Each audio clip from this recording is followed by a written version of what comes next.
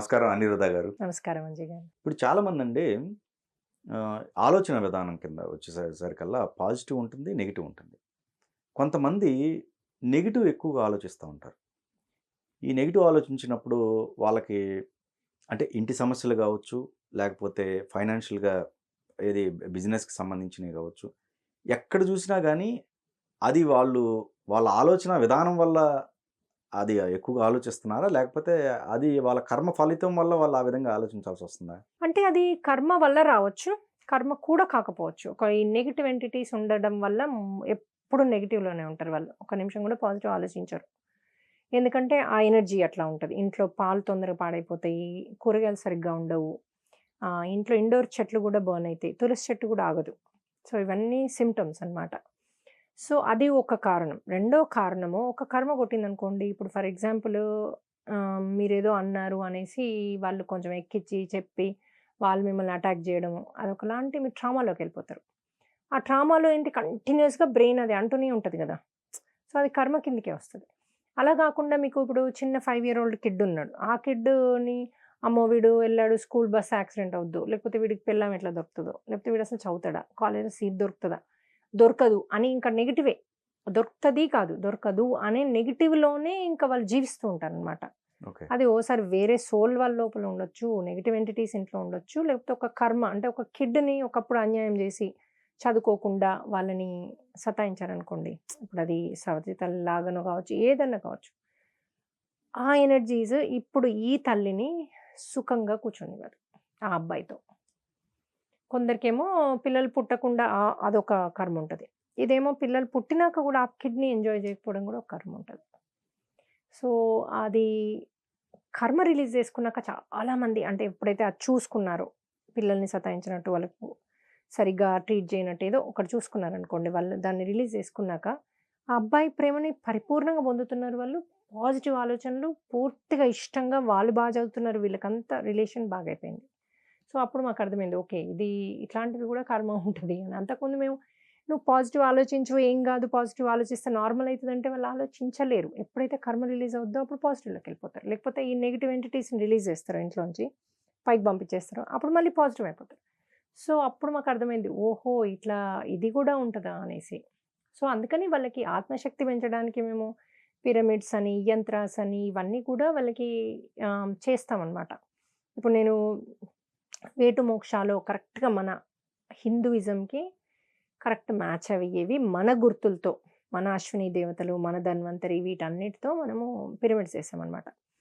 So, దానివల్ల అంటే ఆరోగ్యానికొకటి, అలాగే ఇలా నెగెటివ్ థింకింగ్‌కొకటి. సో, మనం వేటు మోక్షాలో ఇలా మనకి ఇప్పుడు ఒక లవ్ ఎనర్జీ లేకపోతే మనీకి ఇది మనీకి అనమాట.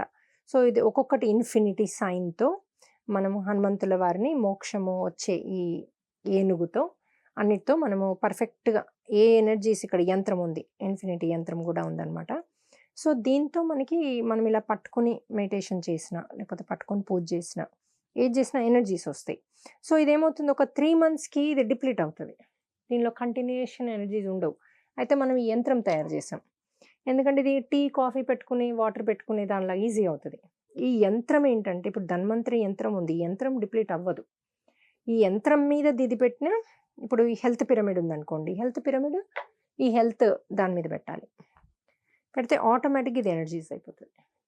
అదే మీకిప్పుడు ధన్వంతరి అంటే మీకు దీంట్లో అశ్విని దేవతలు గూడా ఉంటారు. ఇప్పుడు ఇది అశ్విని దేవతలు 2 హార్స్‌లున్నది. సో, ఇప్పుడు మనకిది హెల్త్‌నిస్తది. ఇది డిప్లీట్ అయిందనుకోండి. ఇది హెల్త్‌ది చక్రమే ఇది. సో, ఇది దీని మీద పెడితే మళ్ళీ మీకు ఎనర్జైజ్ అయిపోతది. ఇంకోటి దీని మీద మీరు టీ బెట్టినా, కాఫీ బెట్టినా, వాటర్ బెట్టినా మీకు ఆ హెల్త్‌కి ఎనర్జైజ్ అయిపోతది. సో, మీకు ఆ వాటరు ప్యూరిఫైడ్ వాటర్ ఇప్పుడు ఎనకట చూడండి మీరు ముగ్గేసి ఒక తడి బట్ట పెట్టి ఒక మంత్రం చదివి కుండ పెట్టేవాళ్ళు రాత్రి. పొద్దున మీరు తాగేవారు. ఎప్పుడైనా ఒక వాటర్‌ని మీ ఎనర్జీకి తీసుకొచ్చినాకనే తాగాలి దాన్ని.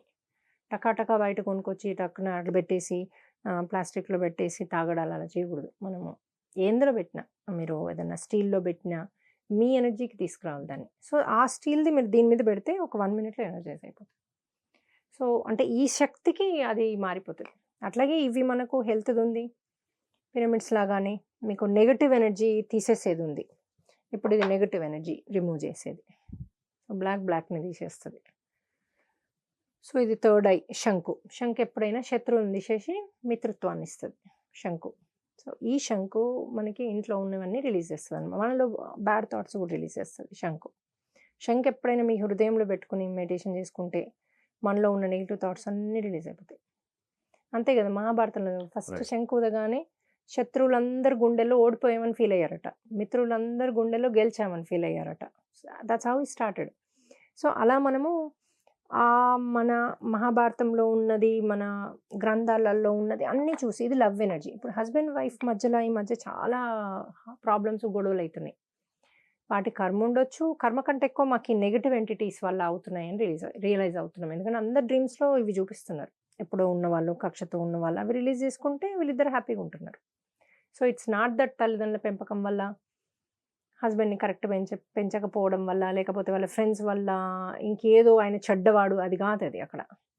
ఇవాళ రేపు అద్భుతంగా పెంచుతున్నారు. చాలా ప్రేమతో పెంచుతున్నారు తల్లిదండ్రులు. సో వాళ్ళు కొట్లాడుకోవడానికి అసలు సమస్యే లేదు. ఎందుకంటే వాళ్ళకి డబ్బుంటుంది. అన్నీ అంటే కొంచెం కంఫర్ట్ ఉంటున్నారు నెక్స్ట్ జనరేషన్. ఇప్పుడు మనకి బేసిక్ నుంచి మాది మేము చేసుకున్నాం. ఇప్పుడు మా పిల్లలకి మేము చేసినవి ఉంటాయి గదా! వాళ్ళు కొట్టుకోవడానికి రీజన్ ఏంటి? అటు అన్నీ ఉన్నాయి.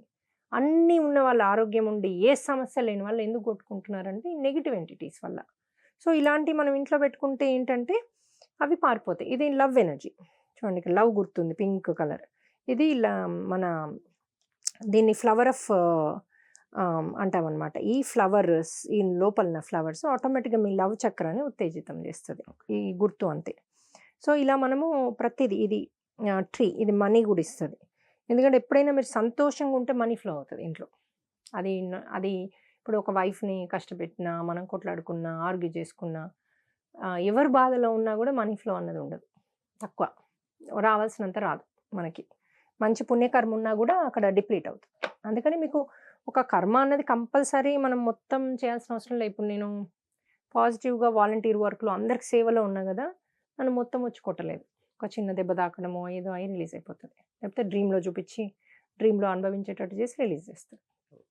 సేమ్ థింగ్ ఇట్లా మీరేదన్నా ప్రొటెక్ట్ చేసుకొని, ఒకటి ఫాలో అయ్యి, ఒకరిని గురువుగా నమ్మి మీరు కంప్లీట్‌గా మనసా, వాచా, కర్మణ చేసుకుంటే ఆటోమేటిక్‌గా మీరు మీ లైఫ్ హ్యాపీనెస్‌లోకెళ్ళిపోతది గది. వెళ్ళకపోవడానికి అసలు there is no question it won't work. అంటే రైట్ వేగా ఎళ్తే. అట్లా.